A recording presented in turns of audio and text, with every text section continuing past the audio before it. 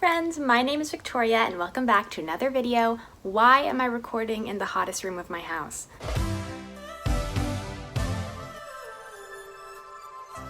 There might be a few too many award shows nowadays, but I appreciate the Emmys on an unmatchable level because I watch a lot of award-eligible television. Like, my favorite movie of all time is genuinely High School Musical 2, and that's not something you would see at the Oscars. Now, because I like the Emmys so much, I was super excited for this year's show and was the most excited for the list of nominees announcement on Tuesday. I woke up early to watch it live and was so happy with so many of them, but I also wouldn't be me if I didn't have a few complaints, so I thought it'd be fun to kind of go over my thoughts today. I am obviously not smart or experienced enough to have groundbreaking opinions on any aspect of this field, but if you're still interested, you can join me.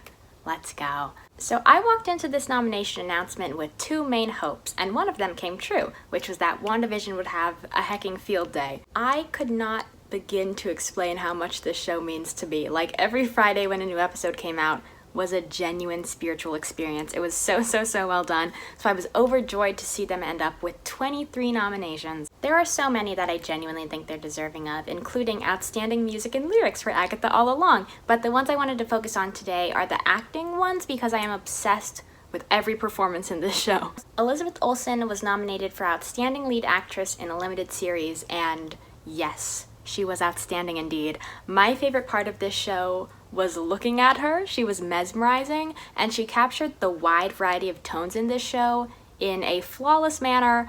I was always looking forward to seeing more of her. I still am. And she almost immediately bumped Wanda up to being one of my favorite Marvel characters ever. So yeah, I would love to see her win this. She's up against Anya Taylor-Joy for Queen's Gambit, who I also adore, so there's that, but I'm very excited regardless. In addition to this, Kathryn Hahn was nominated for Outstanding Supporting Actress, and I once again wholeheartedly agree. She was my second favorite part of this show. I was a fan of hers beforehand, mainly because of her work in Parks and Rec, but this role in this show was so well done. She's so cool and funny and pretty, so I was rooting for her even after I found out she was the bad guy. But ultimately, wonderful, love. Some of her fellow nominees in this category kind of surprised me though, and I think that can take us to our next topic of focus because I did not know that Hamilton was eligible for Emmys. It counts as a variety special and in some cases a movie, and that was really exciting for me to hear because I love Hamilton and this professional recording meant a lot to my middle school self. I would love to see Daveed Diggs win Best Supporting Actor, but honestly anything would be cool. It's been really awesome seeing musical theater receive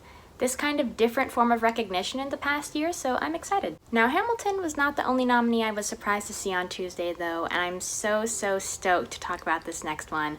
Bo Burnham's Netflix special Inside is Emmy eligible, and that is a creation that is insanely important to me. I love it and Bo so much. I've just never talked about it on here because I'm too dumb to. Like, honestly, Bo is a literal genius, and I think that his mind is so unreal that even when I really think I understand any of his art, I still feel like my interpretation is wrong somehow, but I think that's actually a feature of really good art, and regardless, I'm really happy that this special has received these acknowledgements, 6 nominations. He has some tough competition in some categories, including David Byrne and the Friends reunion, but I can definitely see him taking some home. If you haven't seen Inside yet, please do. It's a masterpiece, and no one has told me otherwise except my parents. To stay on the theme of comedy, I suppose we can get into the nominated comedy programs. I know this is probably what you guys came here for, because I definitely value comedic entertainment to the highest extent.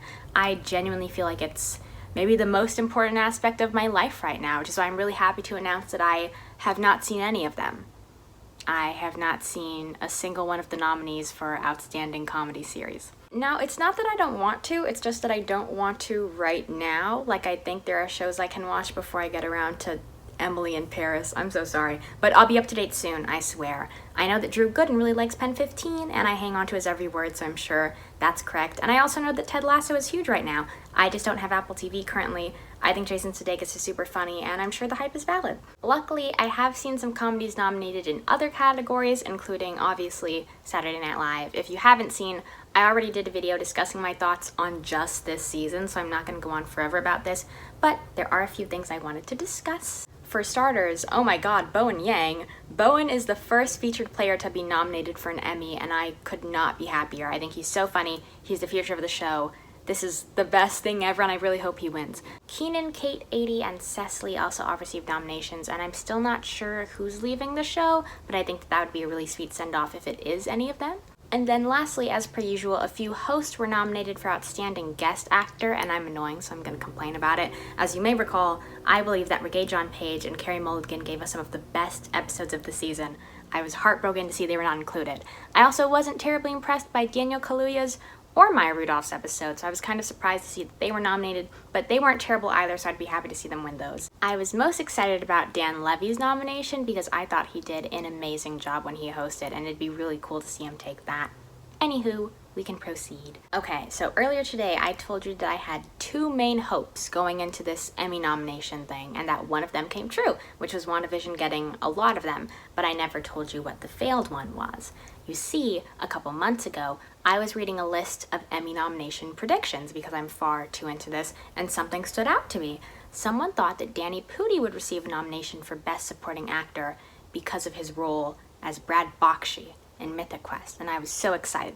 And as the second season of the show progressed, more and more people were saying this. They were praising his work, they were really excited, and I was really excited. And then, less than a week before the actual Emmy nominations are announced, he received a nomination for something called a Hollywood Critics Association Television Award. I'm not as familiar with it, but I know it's a big thing. So I think, oh, it's guaranteed at this point. He's gonna get the Emmy nomination. June 13th rolls around, I get out of bed, I turn on the nomination announcement thingy, and then when it ends, I find out they actually aren't announcing the supporting actor nominees live. So I go on the website, type it in, I'm looking down the list.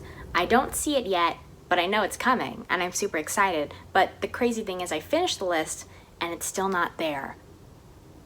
Typo maybe? I don't know. I go on Twitter. Twitter confirms that there actually is none. There actually is no nomination for Danny Pudi. And I think, what? I'm sad, I'm betrayed, I'm hurt, I'm angry, I'm confused, I'm other synonyms.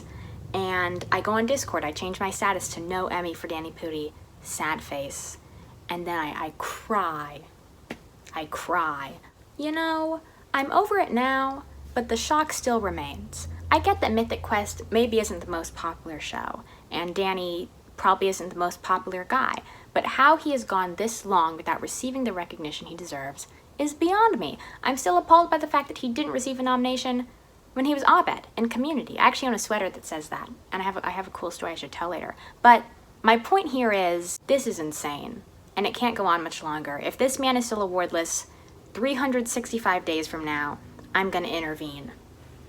That being said, the Emmys are just wonderful, aren't they? Wasn't this a lot of fun? I, for one, can't wait to watch them, and I really liked having this chat with you, like honestly. I think this was the fastest I've ever written a video, and that was probably kind of obvious through like my delivery, because I don't think this sounded as scripted as usual. I was kind of just talking, and that might have made things worse, so I apologize. I just had a lot to say, and I didn't even cover everything really. I just kind of wanted to get this done before it was like very irrelevant. I very much appreciate you watching. I know this wasn't very structured or entertaining or smart, so I appreciate you sticking around.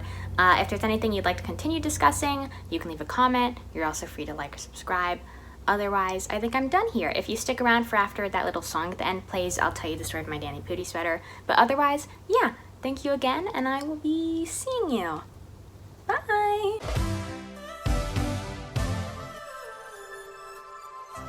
Okay, so here's the story of this little guy.